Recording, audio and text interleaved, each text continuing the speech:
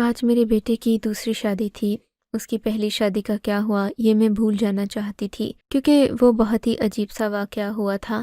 لیکن آج اس کی دوسری شادی تھی جو میں نے ایک بہت ہی سلجھی ہوئی پڑھی لکھی لڑکی سے کروائی تھی۔ مجھے یقین تھا کہ وہ میرے بیٹے کو سنبھال لے گی۔ میرا بیٹا بہت اچھی کمائی کرتا تھا، بہت زیادہ خوبصورت بھی تھا، اس خاندان کا اکلوتا وارث تھا، سب اس سے محبت کرتے تھے، اسی لیے کسی کو بھی یہ بات عجیب نہیں لگ رہی تھی کہ اتنی جلدی اس کی دوسری شادی ہو رہی ہے۔ پر میرا دل دھک دھک کر رہا تھا۔ جیسے ہی رات ہو رہی تھی میں پریشان ہوتی جا رہی تھی۔ میری بیٹی کو بھی اس بارے میں پتہ تھا، وہ بھی میری ہی جتنی پریشان تھی۔ کہنے لگی اگر آج بھی ایسا ہی ہو گیا تو پھر کیا بنے گا؟ میں نے کہا کہ منہ سے کوئی اچھی بات نکال لو، میں پہلے ہی بہت پریشان ہوں، اب تو سارے مہمان بھی آئے ہوئے ہیں، پچھلی دفعہ اتنے لوگوں کو نہیں بلا سکتے تھے کیونکہ ملک میں ایک وبائی مرض پھیلا ہوا تھا، لیکن اس شادی میں سارے جوش و خروش سے آئے تھے۔ یہی وجہ تھی کہ پچھلی شادی کے بارے میں لوگوں کو اتنا پتہ نہیں تھا، یہ بھی نہیں پتہ تھا کہ کیا ہوا تھا۔ دوسری شادی کروانی پڑ رہی ہے۔ میرا بیٹا بالکل خوش تھا، اس کے چہرے پر بھی کوئی پریشانی نہیں تھی، کیونکہ اس کی یہ والی بیوی پہلے والی بیوی سے بہت زیادہ خوبصورت بھی تھی اور کم عمر بھی۔ اس نے تو خوش ہی ہونا تھا۔ مرد کی جتنی شادیاں کرواؤ وہ تو خوش ہوتا ہے، لیکن مسئلہ تو عورتوں کے لیے ہوتا ہے، چاہے وہ لڑکے کی ماں ہو یا لڑکے کی بیوی۔ سردیوں کا موسم تھا، زیادہ تر مہمان گھر میں ہی رکے ہوئے تھے، ابھی باہر رسم ہو رہی تھی، ناچ گانا چل رہا تھا، لوگ ایک دوسرے کے ساتھ ہنسی مذاق کر رہے تھے۔ میں نے اپنی ایک جٹھانی سے کہا دلہن دوسرے شہر سے آئی ہے، بڑی تھکی ہوئی ہے، کیوں نہ اس کو دولہے کے کمرے میں نہ بھیجا جائے؟ انہوں نے کہا کیا ہو گیا ہے تمہیں؟ جوان جہاں بچے ہیں، یہ تو بڑی شگن والی رات ہوتی ہے، تم ان کی رات خراب کرنا چاہتی ہو؟ جوان بچے ہیں، چائے کافی پلا تو بالکل فریش ہو جائیں گے، پھر صبح بھی تو ولیمہ کرنا ہے، کیا تم نے ولیمہ حلال نہیں کرنا؟ میں نے کہا تھک گئی ہوگی بیچاری۔ میری جٹھانی نے کہا کوئی نہیں اتنی تھکی، آج کل لڑکیوں کو خود شادی کرنے کا بہت شوق ہوتا ہے، بیچ تو اسے اپنے بیٹے کے کمرے میں، اب تو رات کے 12 بجے ہیں، صبح اٹھ کر تیار بھی تو ہونا ہے، پتہ نہیں تم اتنی دیر کیوں کر رہی ہو؟ ساری رسمیں بھی ہو گئی ہیں، ناچ ناچ کر سارے تھک گئے ہیں، دلہن بیچاری بھی کمرے میں جانا چاہتی ہے۔ میری جٹھانی تو ویسے بھی بال کی کھال نکالنے میں ماہر تھی، خاندان میں سب سے بڑی تھی، تو سوچا اس سے مشورہ کر لوں، لیکن اس نے تو مجھے ہی باتیں سنا دی تھیں اور پھر خود ہی کہا کہ اب دلہن کمرے میں جائے گی۔ میں تھوڑا بہت پریشان تھی، دلہن کو کمرے میں لے گئے تو تھوڑی دیر میں اس کے پاس ہی بیٹھ گئی۔ میرا بیٹا ابھی کمرے میں نہیں آیا تھا۔ میں نے کہا کہ بیٹا تم اپنے گھر میں سب سے بڑی تھی، بڑی ہی صابر بچی ہو، اس لیے مجھے تم بہت اچھی لگی۔ دیکھو جب شادی ہوتی ہے تو کچھ ایسے معاملات ہوتے ہیں جو عورتوں کو پسند نہیں آتے، پر تم ان پر خاموش ہو جانا اور صبر سے کام لینا۔ اس نے کہا مجھے آپ کی بات سمجھ نہیں آ رہی۔ میں نے کہا میرا بیٹا کوئی الٹی سیدھی بات کرے تو اس کی بات کا برا نہیں منانا، چپ کر جانا، کمرے کی بات کمرے میں ہی رکھنا اور مجھے صبح بتا دینا، میں تمہارا مسئلہ حل کروا دوں گی۔ وہ اس بات پر تھوڑی گھبرا گئی کہ جانے میں کس موضوع پر بات کر رہی ہوں، لیکن اس نے کہا ٹھیک ہے میں پوری کوشش کروں گی، اب اس گھر کی عزت میری بھی عزت ہے۔ سب لوگ گھر میں سونے کے لیے اپنے بستروں کی طرف چلے گئے۔ کافی خاموشی ہو گئی کیونکہ سارے لوگ بہت تھک گئے تھے، سردیوں کی راتیں ویسے بھی خاموش ہوتی ہیں۔ مجھے نیند نہیں آ رہی تھی، یہ الگ بات تھی کہ میں بہت زیادہ پریشان تھی۔ میری بیٹی کو بالآخر جا کر سو گئی، لیکن میری آنکھوں سے نیند غائب تھی۔ میری آنکھیں گھڑی کی طرف دیکھ رہی تھیں، بس صبح جلدی جلدی ہو جاتی تو میری ساری پریشانیاں ختم ہو جاتی۔ لیکن جیسے ہی رات کے 2:30 بجے میں نے ایک زوردار چیخ کی آواز سنی اور بس اس کے بعد مجھے پتہ چل گیا کہ اب کیا ہوگا۔ اس کے بعد بار بار چیخوں کی آوازیں آنے لگیں، یہ کسی لڑکی کے چیخنے کی آواز تھی۔ وہ لڑکی کون ہو سکتی تھی میں اچھی طرح جانتی تھی۔ سارے مہمان آہستہ آہستہ جاگنے لگے۔ اچانک سے میرے بیٹے کے کمرے کا دروازہ کھلا اور میری بہو پاگلوں کی طرح چلاتی ہوئی باہر بھاگی۔ اس نے یہ بھی احساس نہیں کیا کہ اس کے پاس دوپٹہ بھی نہیں تھا۔ وہ بھاگتی گھر سے باہر نکلنا چاہتی تھی، سب عورتوں نے اسے پکڑ لیا اور کہا بیٹا کیا ہو گیا ہے؟ سب اس کو سنبھالنے لگے اور وہ بے ہوش ہو گئی۔ جب کوئی بے ہوش ہو جاتا ہے تو منہ پر پانی کے چھینٹے وغیرہ مارے جاتے ہیں، پر اسے ہوش ہی نہیں آ رہا تھا۔ اس کا جسم ٹھنڈا پڑ گیا، فوراً ہسپتال لے جایا گیا۔ ہسپتال نہیں لے جانا چاہتے تھے کیونکہ پھر اور تماشا بن جاتا، لیکن اور کوئی چارہ نہیں تھا، بیچاری بچی تھی کسی اور کی، ہوش نہیں آ رہا تھا اسے۔ اس کے ماں باپ کو بھی بلا لیا، انہوں نے بھی ایک دوسرے کے کانوں میں باتیں کرنا شروع کر دی کہ پتہ نہیں ہماری بیٹی کے ساتھ کیا سلوک کیا اس کے ساتھ۔ سارے لوگ مجھے دیکھ رہے تھے، سوال ہر طرف تھے، میں بیچاری پریشان تھی۔ میں نے اپنے بیٹے سے پوچھنا چاہا کہ اب اس نے کیا کیا ہے تو وہ کمرے میں نہیں تھا، اس کا فون بند تھا۔ وہ نہ جانے کہاں چلا گیا تھا، تاہم اس تک ہم نہ پہنچ سکے۔ میں کمرے میں گئی تو کمرہ بھی بالکل نارمل تھا، ایسی کوئی حرکت نہیں لگ رہی تھی کہ کوئی چیز ٹوٹی ہوئی ہوتی، اس نے اپنی بیوی پر ہاتھ اٹھایا ہوتا۔ فی الحال مجھے بہو کی فکر تھی۔ 2 سے 4 گھنٹے کے بعد ہسپتال والوں نے اس کو فارغ کر دیا اور ہم اسے گھر لے آئے۔ وہ ہمارے گھر نہیں آنا چاہتی تھی، لیکن اس کی ماں نے کہا وہیں پر چلتے ہیں، نہیں تو تماشا بن جائے گا، اگر تم ہمارے گھر واپس آ گئی تو سب کیا کہیں گے۔ ان کو اپنے گھر میں آئے ہوئے مہمان بھی تھے۔ ہم نے کہا دلہن کی طبیعت اتنی بہتر ہو جائے کہ بس صبح ولیمہ ہو جائے، 1 گھنٹے کے لیے بیٹھ جائے، لیکن اس لڑکی نے کہا بھاڑ میں گیا ولیمہ، میں تو یہاں پر ایک پل نہیں رہوں گی، مجھے اپنے گھر جانا ہے۔ پڑھی لکھی سمجھدار لڑکی تھی، اس نے کہا میں کسی کے دباؤ میں نہیں آؤں گی، میری زندگی ہے، مجھے نہ تو معاشرہ روک سکتا ہے نہ ہی شریعت روک سکتی ہے، آپ مجھے آپ کے بیٹے کے ساتھ نہیں رہنا، بالکل بھی نہیں رہنا۔ اس لڑکی نے تو آخری بات بہت پہلے ہی کر دی، لیکن یہ پہلے بھی تو ہو چکا تھا، میری پہلی بہو کے ساتھ بھی یہی ہوا تھا، وہ تو میری پسند کی نہیں تھی، میری بیٹی کی سہیلی تھی اور اس نے اسے پسند کیا تھا، بڑی خوشی سے اس کو بھی لے کر آئی تھی۔ ان لوگوں نے ہمارے ساتھ بہت تعاون کیا تھا، امیر باپ کی بیٹی تھی، اچھی لڑکی تھی، مجھے بھی پسند تھی، گھر آتی جاتی تھی، میرے بیٹے کو پسند کرتی تھی، شاید اسی لیے رشتہ بھیجا گیا تھا، لیکن اس کے ساتھ بھی یہی ہوا تھا۔ شادی کی رات کو چیخ مارتی کمرے سے باہر نکل گئی، اس کے بعد میرے بیٹے کی شکل دیکھنے سے بھی انکاری ہو گئی۔ اسے بہت سمجھایا کہ بیٹا اپنی زندگی کے بارے میں سوچو، اس نے کہا میری زندگی تباہ و برباد ہو گئی ہے۔ اب اس لڑکی کو بھی سمجھایا جا رہا تھا، لیکن وہ بھی کہہ رہی تھی کہ میں نے نہیں رہنا، میں نے نہیں رہنا۔ اوپر سے میرا بیٹا بھی تو کوئی جواب نہیں دے رہا تھا، نہ جانے کہاں چلا گیا تھا۔ لڑکی کا باپ بار بار کہہ رہا تھا کہ موصوف کو بلایا جائے، ذرا ہمیں اس سے پوچھیں کہ اس نے ہماری بیٹی کے ساتھ کیا کیا، لیکن میرا بیٹا کوئی بھی جواب نہیں دے رہا تھا۔ وہ گھر آ گیا لیکن کسی کی بات نہیں سن رہا تھا۔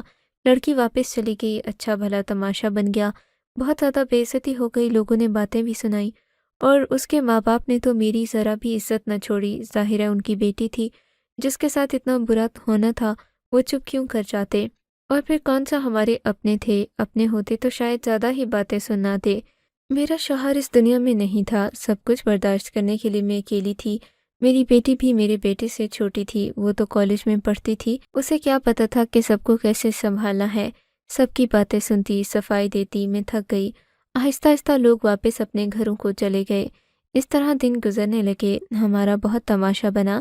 سب نے کہا پتہ نہیں اس کا بیٹا پاگل ہے یا کوئی نفسیاتی مریض ہے، یا اس نے اپنی بیوی کے ساتھ نہ جانے کون سا سلوک کیا ہے کہ اس کا یہ حال ہو گیا۔ نہ جانے کتنی کہانیاں بن رہی ہیں، جب لوگوں کو اصل بات کا پتہ نہیں ہوتا تو خود سے کہانی بناتے ہیں۔ کبھی کبھی وہ الٹی سیدھی بات اصل میں بہت زیادہ خطرناک ہوتی ہے، پر یہاں مسئلہ یہ تھا کہ مجھے خود بھی نہیں پتہ تھا کہ چکر کیا ہوا ہے۔ لڑکی نے کچھ بھی نہیں بتایا، پتہ نہیں ایسی کون سی بات تھی، شاید اس نے اپنے ماں باپ کو بتائی ہو لیکن مجھے نہیں بتائی۔ میں نے احتیاطاً کال کر کے پوچھ لیا، بے شک ان کے ساتھ رشتہ نہیں تھا، لیکن پھر بھی انسانیت کے ناطے میں نے پوچھا لڑکی کی طبیعت کیسی ہے۔ اس کی ماں نے کہا ہماری بیٹی کی طبیعت ابھی تک ٹھیک نہیں ہوئی، اور خبردار جو آپ نے دوبارہ فون کیا تو۔ یہ سن کر میں اور بھی پریشان ہو گئی، پچھلی دفعے بھی تو ایسا ہی ہوا تھا۔ میری بیٹی نے مجھے بتایا کہ اس کی طبیعت بعد میں 6-7 مہینے تک خراب رہی تھی۔ اگر اپنے بیٹے کے بارے میں بات کروں تو میرا بیٹا ایک سیدھا سادہ انسان تھا، اس کا بچپن بھی نارمل گزرا، ایسی کوئی حرکت نہیں تھی اس کے اندر۔ وہ میری پہلی اولاد تھی جو شادی کے 5 سال بعد پیدا ہوا تھا۔ ہم نے اس سے بہت لاڈ پیار سے پالا، لیکن پھر بھی وہ بگڑا ہوا نہیں تھا، اسے اپنے حسن پر غرور تھا۔ وہ کہتا تھا میں بڑا خوبصورت ہوں، ہر چیز اچھی پہنتا تھا، پہننے کا اس کو بہت شوق تھا کہ اچھے کپڑے ہوں، اچھے جوتے ہوں، نوکری بھی ہو۔ اس نے ٹائم سے نوکری کر لی، پڑھائی بھی ہمیشہ سے اچھا تھا، پڑھائی میں اپنی بہن کے لیے بھی ذمہ دار تھا، اسکول کالج لے کر جاتا رہا، گھر میں پیسے وغیرہ بھی دیا کرتا تھا۔ اس میں کوئی نشہ کرنے کی عادت بھی نہیں تھی، نہ ہی اس کے کوئی ایسے دوست تھے جن کو میں کہوں کہ ان کی صحبت اچھی نہیں تھی۔ اس کی محلے میں کسی کے ساتھ دوستی نہیں تھی۔ اب اس کا دوست باہر کے ملک میں ہوتا تھا، اسی سے وہ فون پر کبھی کبھی بات کر لیا کرتا تھا، ہماری بھی بات کرواتا تھا۔ وہ مجھے امی کہتا تھا، بہت اچھا انسان تھا۔ بیٹا کہتا تھا کہ میں سوچتا ہوں کہ اپنی بہن کا رشتہ اس کے ساتھ کر دوں، یعنی کہ سب کچھ نارمل تھا، لیکن یہ 2 دفعے ہوا تھا، بالکل بھی نارمل نہیں تھا۔ میں نے اپنے بیٹے کی تیسری شادی کروانے کے بارے میں سوچا، اس دفعے کسی ایسی لڑکی کے ساتھ شادی کروانے کے بارے میں سوچا जो मुझे ये बताए कि कमरे में क्या होता है। अगर उसके साथ भी यही हुआ तो कम से कम मुझे पता तो चले कि मेरा बेटा करता क्या है। जिन लड़कियों के साथ उसकी शादी करवाई थी उनके ऊपर तो तलाक और खुला का धब्बा लग गया था। उनकी ज़िंदगी बर्बाद हो गई थी। मैं भी एक बेटी की माँ थी। इतनी पत्थर दिल औरत नहीं थी, बुरी इंसान नहीं थी। मुझे पता था मसाइल बन जाते हैं, अपनी औलाद का दुख किसी से बर्दाश्त नहीं होता। एक औरत और माँ होने के नाते जिसने ये सब कुछ देखा था, मेरे दिमाग में एक ही ख्याल आया था। शायद इस मामले में ये ख्याल बेहतर था। मुझे लगा कि मैंने अपने बेटे की शादी अगर शादीशुदा औरत से करवा दी तो ये सब कुछ नहीं होगा, यानी कि ऐसी कोई लड़की जिसकी पहले शादी हो चुकी हो। और मुझे ऐसी लड़की मिल भी गई क्योंकि उनको भी रिश्ते की ज़रूरत थी। इसलिए इन्होंने ज़्यादा बात नहीं की। मैंने कहा कि एक दफ़े शादी हुई थी लेकिन लड़की ज़्यादा अरसा नहीं रही। थोड़ा बहुत झूठ बोलना पड़ा क्योंकि सच बताने के काबिल नहीं था। ये लड़की बहुत ज़्यादा खूबसूरत नहीं थी, गो के ज़्यादा उम्र वाली तो नहीं थी, दुबली पतली सी थी, पढ़ी लिखी थी लेकिन इतनी खूबसूरत नहीं थी। जब बेटे को उसकी तस्वीर दिखाई तो उसने कहा, मुझे शादी नहीं करनी, ये तो बिल्कुल भी खूबसूरत नहीं है। मैंने कहा तू चुप करके बैठ जा, जो तेरी हरकतें हैं और जो तूने हमें जगह जगह रुसवा किया है, शुक्र करके तेरी शादी करवा रहे हैं। बेटा खामोश हो गया। उसके दिल में कोई ना कोई चोर ज़रूर था, तभी वो इस तरह की अजीबोगरीब बातें करता था। लेकिन इस दफ़े मैंने भी प्लान बना लिया था। मुझे पता था कि मैं लड़की को पहले ही एतमाद में ले लूँगी। मैं उसको ये तो नहीं बता सकती थी कि पहले ऐसा हुआ है। इस दफ़े सादगी से निकाह करने का प्लान बनाया। लड़की का नाम समीरा था। वो काफ़ी अच्छी थी। मेरी बेटी ने मुझे कहा कि रहने दे भाई को, उनके हाल पर छोड़ दें। मैंने कहा कि ऐसा नहीं होता, बेटा है, शादी करना पड़ेगी। सादगी से निकाह करवा दिया। मैंने लड़की के कान में ये बात डाल दी कि मेरा बेटा शादी नहीं करना चाहता, इसलिए अजीबोगरीब हरकतें करता है तो उसकी बातों में ना आ जाना और जो कुछ भी करे फ़ौरन मुझे बताना। इस दफ़े घर में कोई मेहमान नहीं था। कुछ लोगों को मैंने शादी में बुला लिया कि लड़की वाले ये न समझें कि इनके आगे पीछे कोई नहीं है। लेकिन वो लोग रिश्तेदार नहीं थे, बल्कि मेरी दोस्त थी, उसका शौहर था, उसका बाप भी था। झूठ बोलना पड़ा मुझे और कोई चारा नहीं था मेरे पास। लड़की मेरे बेटे के कमरे में चली गई। मैं इस दफ़े जाग रही थी। मैंने अपनी बेटी को कहा वो जाके दूसरे कमरे में सो जाओ। वो भी मेरे पास बैठी थी। मैंने कहा तुम जाकर सो जाओ, तुम्हारा यहाँ पर कोई काम नहीं है। मैं हॉल में ही बैठी थी, मेरे हाथ में तस्बीह थी। मैं अल्लाह का जिक्र कर रही थी कि कोई मसला नहीं बने तो अच्छा है, कि फिर से वही सब बर्दाश्त करना पड़े। मेरी बेटी का कहना था आप जो कर रही हैं बिल्कुल भी अच्छा नहीं कर रही। आप भी एक रिवायती औरत की तरह हर मसले का हल शादी को समझ रही हैं। लेकिन मेरे दिमाग में ऐसी कोई बात नहीं थी। मेरा मसला तो ये था, मुझे और कोई हल नज़र नहीं आता था। काफ़ी खामोशी थी। मैं दुआ कर रही थी कि खामोशी बरकरार रहे, लेकिन खामोशी टूट गई। फिर से वही सब कुछ हुआ। लड़की पागलों की तरह बाहर भाग गई। मैंने उसको मुश्किल से गेट तक जाते जाते रोका। उसने मेरा हाथ बुरी तरह झटका और कहा, शादी करवाने से पहले अपने बेटे का मेडिकल चेकअप तो करवा लेना था। आज मुझे ये दिन ना देखना पड़ता। वहाँ से चली गई। अच्छी भली समझदार लड़की थी, उसके पास तो और कोई ऑप्शन भी नहीं था। अब क्या दूसरी शादी के बाद तीसरी शादी करती? औरत की दूसरी शादी को भी अच्छा नहीं समझा जाता। लेकिन हैरान तो मैं तब हुई जब 2 ही दिन बाद उसके घर वालों ने कॉल करके कहा कि अपने बेटे को कहें हमारी बेटी को तलाक दे दे, नहीं तो हम खुला का केस दे देंगे। मतलब कि इतनी बड़ी बात थी कि उसकी मजबूरी भी कबूल करने को तैयार नहीं था। पहले मैं ऐसी लड़की लाई जो अमीर बाप की बेटी थी। वो बहुत ज़्यादा खूबसूरत थी, जिसे देखकर मेरा बेटा भी काफ़ी खुश हो गया था। वो भी भाग गई। दूसरी तरफ ऐसी लड़की लेकर आई जो काफ़ी समझदार थी। मैंने उसको पहले ही एतमाद में लिया, लेकिन वो भी भाग गई थी। तीसरी दफ़े मजबूरन लड़की का इंतखाब किया, लेकिन उसने यही सब किया। किसी ने इस बात को खातिर में नहीं लाया कि लड़का बहुत ज़्यादा खूबसूरत है, इकलौता बेटा है। हमारा घर अपना था, घर में खाना पीना अच्छा था। मैं बहैसियत एक सास अच्छी इंसान थी। हम लोग अच्छा सोना भी देते थे, लेकिन वो लोग सोना भी वापस कर देते। हम लोग जहेज़ भी नहीं मांगा करते। फिर भी ये सब हो रहा था। मेरी ज़िंदगी अजाब हुई पड़ी थी। कुछ दिन इस तरह गुजर गए। मैंने अपने बेटे पर नज़र रखी क्योंकि इन सब के बाद मैं सिर्फ एक मौजू को नहीं देख सकती थी, मुझे दूसरी तरफ भी ख्याल करना था। इसके 2 पहलू होते हैं, लेकिन मेरे बेटे के हाव बहाव में मुझे कुछ भी अजीब नहीं लगता था। एक दिन मैंने उसके दोस्त को कॉल की। मैंने कहा तुम उसके दोस्त हो, उसके इकलौते दोस्त हो, कोई उसका दोस्त भी नहीं है। तुम्हें उसने अपनी ज़िंदगी के बारे में बताया होगा। लेकिन मैं ये सोचकर हैरान हो गई कि उसने अपने दोस्त को अपने बारे में कुछ भी नहीं बताया था। बस यही बात थी जो मुझे अजीब लगती थी। उसने अपने ये दोस्त को ये नहीं बताया कि मेरी 3 शादियां हुई हैं और तीनों बीवियां जाती हैं। ये तो ज़रूर एक दूसरे को बताया होगा, लेकिन उसने अपने अच्छे दोस्त को भी ये बात नहीं बताई थी। یہ بات مجھے کافی عجیب لگ رہی تھی، لیکن شاید اس لیے بھی نہ بتائی ہو کہ وہ شرمندہ نہیں ہونا چاہتا تھا۔ دوست تھا، اس کا کوئی بھائی تو نہیں تھا، نہ ہی کوئی رشتہ دار تھا، اسی لیے اس بات کا بھی کوئی جواز نہیں تھا۔ اس دفعہ میں نے ایک اور پلان بنا لیا کہ لڑکی کو سب کچھ بتا دوں گی، اور لڑکی بھی ایسی لے کر آئی جس کو شادی کرنے کی سخت ضرورت تھی، کیونکہ یہ لوگ بہت زیادہ غریب تھے۔ اس کے گھر میں 3 چھوٹے بھائی تھے۔ میں نے کہا میں ان کی اسکول کالج کی فیس بھی دیا کروں گی، آپ لوگوں کو خرچہ بھی نہیں کرنا ہوگا۔ وہ لوگ خوش ہو گئے، انہوں نے کہا ٹھیک ہے، لیکن میں نے بات لڑکی کے ماں باپ کو نہیں بتائی، صرف لڑکی کو بتائی۔ میں نے شادی سے پہلے ہی اس کو یہ بات بتا دی تھی۔ اس نے کہا کہ میں مجبور ہوں، کچھ بھی ہوگا برداشت کر لوں گی، زیادہ سے زیادہ کیا ہو جائے گا، ویسے بھی سارے مسائل عورتوں کے لیے ہی ہوتے ہیں۔ لڑکی خوبصورت تھی، لیکن یہ لوگ بہت غریب تھے۔ مجھے ڈر تھا اگر یہ لڑکی گھر میں رہ گئی تو اسے کافی طور طریقے سکھانے پڑیں گے، لیکن یہ تو بات کی بات تھی۔ فی الحال تو اتنا بڑا مسئلہ سامنے تھا۔ میں نے اپنے بیٹے کا نکاح کروایا۔ اس دفعہ یہ نکاح مسجد میں ہوا تھا، سب کچھ بالکل ٹھیک ٹھاک تھا۔ حیرانگی کی بات تھی کہ رات گزر گئی، صبح ہو گئی، میں نے کمرے پر دستک دی لیکن کسی نے دروازہ نہیں کھولا۔ میں کافی پریشان ہو گئی، کوئی دروازہ کھول ہی نہیں رہا تھا۔ تھوڑی دیر کے بعد میں چابی لے کر آئی۔ میں نے خود ہی دروازہ کھول لیا کیونکہ ہمارے گھر میں اس طرح کا سسٹم تھا۔ جب میں اندر گئی تو سامنے کا منظر دیکھ کر حیران رہ گئی۔ میری بہو تو بے ہوش پڑی تھی۔ ڈاکٹر کو بلا لیا، اس نے کہا کہ اس کے جسم پر کوئی زخم نہیں ہے، لیکن لگتا ہے یہ بہت زیادہ ڈر گئی ہے، اسے ہوش نہیں آ رہا۔ پھر اسے تھوڑی دیر کے بعد ہوش آیا تو اسے دوسرے کمرے میں شفٹ کر دیا۔ وہ رونے لگی۔ اس نے کہا مجھے یہاں سے جانا ہے، بس مجھے یہاں سے جانے دیں۔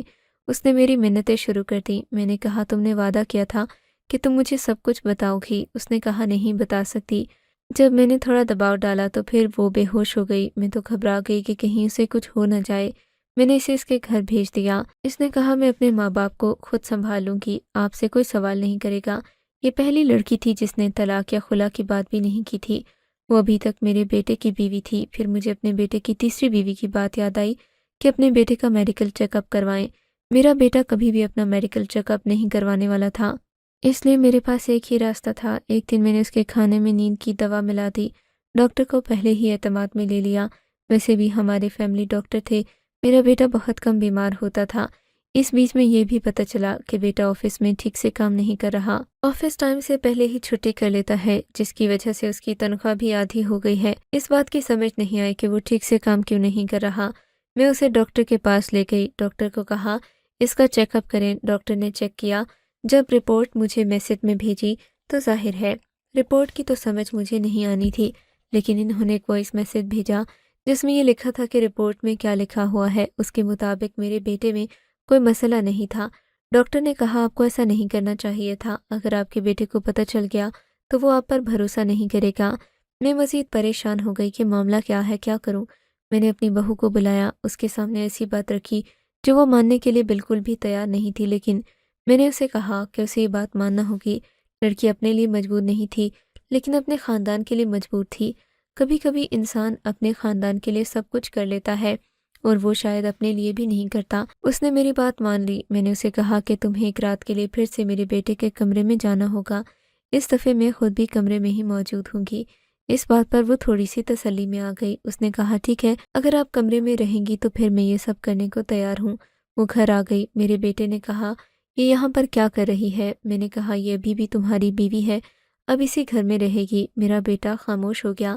رات ہوئی، میں نے اپنی بیٹی کو پہلے ہی سمجھا دیا تھا بیٹا گھر آئے تو اسے کہنا میں خالہ کی طرف گئی ہوں، کیونکہ خالہ کی طبیعت خراب رہتی ہے، رات کو میں وہیں پر ہوں گی۔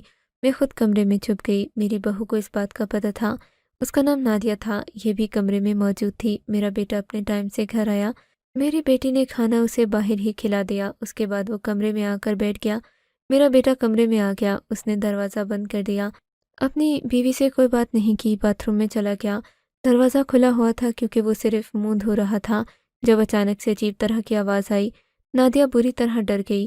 اس نے اس طرف دیکھا جہاں میں چھپی ہوئی تھی۔ میں بھی ڈر گئی۔ میں نے دیکھا کیونکہ بیٹا تو باتھ روم کے اندر تھا۔ تو بڑی بہادر ہے، پھر سے آ گئی۔ مجھے لگا وہ ایسے بھاگے گی کہ واپس نہیں آئے گی۔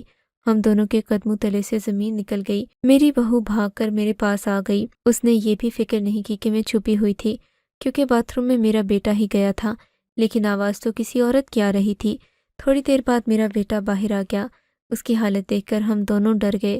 اس کی شکل عجیب سی بنی ہوئی تھی، آنکھیں خون سے پھٹنے والی ہو رہی تھیں، جیسے اس کی آنکھوں میں کوئی انفیکشن ہو گیا ہو۔